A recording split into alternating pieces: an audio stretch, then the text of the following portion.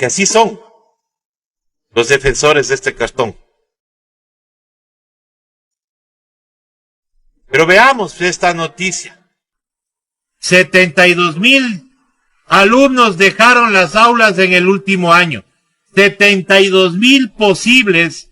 Bueno, digamos que no son 72,000. Periodistas indignados, y a lo cual también yo me sumo, salen a lo que es la palestra a denunciar y a dejar en evidencia todos los actos, los cuales el gobierno hasta ahora se intenta tratando de esconder a toda costa, como lo que es la salud, la seguridad y muchas otras cosas más, que parece repetitivo, parece cansino, pero es algo que está vigente y sale día a día, porque sí, ni con toda la pauta del mundo van a poder esconder el desastre que están llevando como gobierno, y eso que recién empiezan este periodo, porque el pasado también fue defectuoso, en el cual ellos mismos están manejando. No hay que olvidar que ya en noviembre cumplen 2 años siendo gobierno, un gobierno que va de tumbo en tumbo, y lo único que sabe es pautar para que los medios grandes le tapen toda su sinvergüencería. Aquí tu amigo Jorge Bonilla en este espacio de Face Express.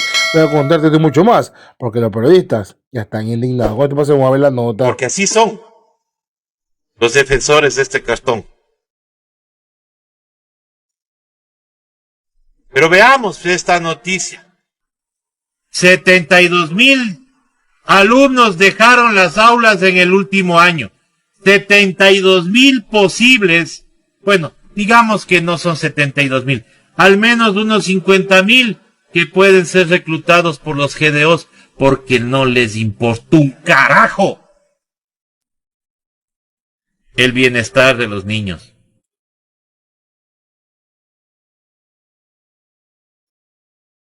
$72,000 fuera. 72,000 que han ido están aplaudiendo eso. Han venido a la educación pública, dice, más guaguas. Han salido de la privada porque los papás se quedaron sin trabajo. Pero veamos lo que dice en el reportaje sobre estos 72,000. Menos estudiantes acuden a escuelas y colegios en Ecuador, según los últimos datos del Ministerio de Educación. El porcentaje de matriculados en instituciones públicas y privadas de los regímenes Sierra Amazonía y Costa y Galápagos bajó 2,28% en un solo año. En el 2023-2024 fueron 4,2 millones, mientras que en 2024-2025 sumaron 4,1 millones. La diferencia de 100,000 estudiantes, según la ministra Alegría Crespo, se debe a 2 causas. La primera, dice, es demográfica. Responde a la baja natalidad en el Ecuador desde el 2009, cuyos efectos se sienten en el presente con menos niños y adolescentes en edad escolar.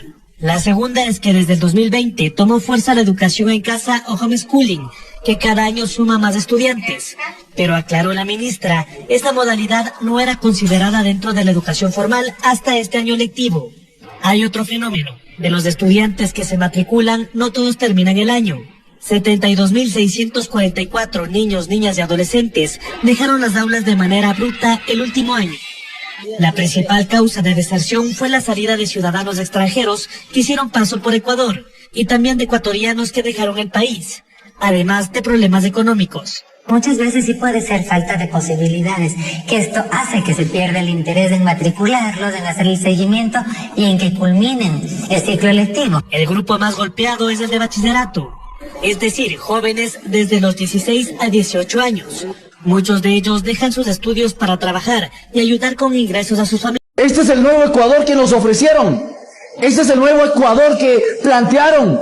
Ahora ya no tienen ni cómo justificarse en el correísmo. Atacar a un expresidente, llámele como usted quiera. A un ciudadano, qué sé yo, dígale como usted quiera, Rafael Correa, que está en Bélgica.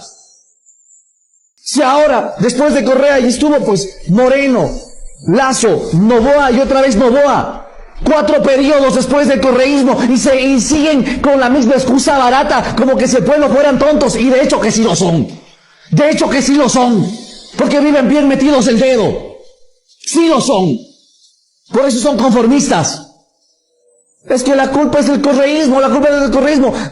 15 años después y se sigue culpando a un socialismo que ya pasó hace mucho tiempo atrás. ¿Y ahora qué vamos a hacer, pues? Que ya no hay plata para el diésel, que no hay plata supuestamente para el diésel, pidamos a la prefectura. Supuestamente no hay plata para cancelar a los guardias, quedémonos sin guardias. Supuestamente no hay plata para la alimentación dentro del hospital Alfredo Noboa, ya no demos de comer a los enfermos. Y ya no hay plata para nada, para pagar a nadie. Guardias y tanta gente que necesita. No creo que alguien vaya a trabajar ad honorem gratis. La gente trabaja porque necesita dinero. Lo que muchas... que no pueden ni siquiera hablar, pedir, solicitar recursos. Declaren en emergencia la salud pública aquí en la provincia de Bolívar. Sarta de inútiles. Sarta de cobardes. Pónganse los pantalones de autoridades y represéntenos. Representen a la población. Inútiles. Ahora se los necesita. Para unirnos todos con un solo puño y sacar adelante esta provincia que se nos está yendo al carajo. Indigno. Un trato indigno en la salud pública. ¿O qué miras tienen? ¿O quieren ya privatizar la seguridad, la salud, la educación? ¿Quieren eso? ¿Quieren eso? Aquí hay gente que no tiene ni para comer las 3 comidas diarias, valga la redundancia. Aquí hay personas que tienen para 1 o 2 comiditas diarias, no tienen ni para las pastillas, no tienen para un médico privado. Ahí está. Por eso vuelvo y repito, ese era el nuevo Ecuador que nos estaban ofreciendo. Y veía a los tirados, a reporteros ahí hechos, los que transmiten, los mismos que andaban cargando las banderas de los movimientos políticos, hoy hechos los preocupados. No hay ambulancias, amigos, amigas, no hay ambulancias. Filmando con el celular, es que no hay ambulancias, vean, así nos tienen, no hay ambulancias. Pero si vos mismo andabas de carga banderas, ustedes mismos andaban de carga banderas con sus jefes, alcahuetes, comunicación, pero como no les dieron el trabajito por andar de carga banderas, ahora hechos los que... Vemos que existe la cooptación de plataformas digitales, mal llamadas medios de comunicación, que eso quede bien claro, porque para eso es preferible agarrar y crear el sistema del ciudadano, que tiene una plata, que tiene unos fondos públicos y que se creaba. En este caso no es así. Esa plata, esos fondos públicos están llegando a un periodista, a un influencer o a una plataforma que se financia en buena medida gracias a estos esfuerzos gubernamentales. Y la gran ventaja que tiene es que hay una gran cantidad de seguidores, muchos de ellos muy afines a la línea gubernamental, es decir, le está predicando al coro, dijéramos en términos coloquiales, pero le interesa sumar voces favorables. Y ahí tenemos para nombrar varios espacios mediales que han sido cooptados, ese es el término, por la agenda editorial del gobierno de Daniel Noboa, ¿no? Y por el otro lado es como un ecualizador, ¿no? O sea, te subo el volumen por acá, te bajo el volumen por este otro lado. Y ese es básicamente el ejercicio de cooptación de Radio La Calle, porque no es un ejercicio que se sostenga desde lo económico, porque quien quiera que conocía un mínimo porcentaje de la audiencia de Radio La Calle sabe muy bien que un cambio en la línea editorial pierde la audiencia inmediatamente. Entonces, esto no es para darle sostenibilidad al medio, que nadie se engañe. No le das rentabilidad al medio con el ejercicio comercial que acaban de hacer, y pongo comercial entre comillas. Lo único que están haciendo es como un ecualizador, bajarle el volumen a las voces críticas de la izquierda que tenían un espacio de resonancia en medios como Radio La Calle, en donde la audiencia, que tenía una audiencia que además de recibir el contenido lo propagaba en sus espacios de confianza. Como eso resulta ser dañino para el gobierno y sus intereses, lo que hacen es cooptarlo para bajarle el volumen, no para poder producir en ese espacio contenido gubernamental, porque lo único que está haciendo este momento Radio La Calle es perder la audiencia. La gente ha dejado de seguirle y va a dejar de escucharle.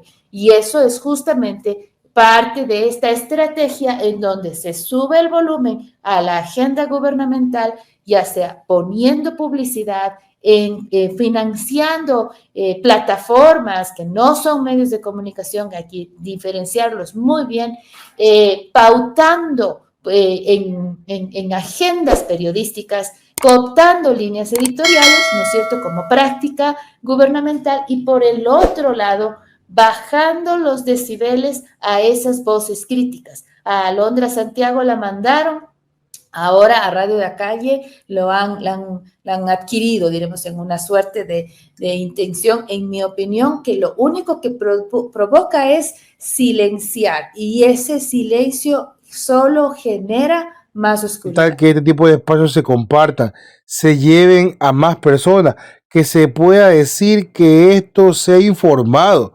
Y siempre te pedimos el like, que compartas, que dejes algún comentario, que te suscribas, porque esto ayuda a que este tipo de noticias lleguen más lejos y te muestre a más cantidad de personas la realidad que vive el Ecuador. Porque si pruebas televisión y te vas a los medios tradicionales, van a decir que todo está perfecto. Sin embargo, una tónica, y la gente de a pie sabe que aquí hay muchas cosas que se pueden corregir, que se pueden hacer mejor, pero el gobierno simplemente no le da la gana. Y eso es lo que se critica aquí. Pues hay que hacer las cosas pensando siempre en servir a la gente y no simplemente a su argolla. Por ahora, hasta aquí creo que dejamos este programa. Te pido nuevamente, regálanos ese like, suscríbete, es gratuito, y activa la campanita. Nos vemos hasta la próxima.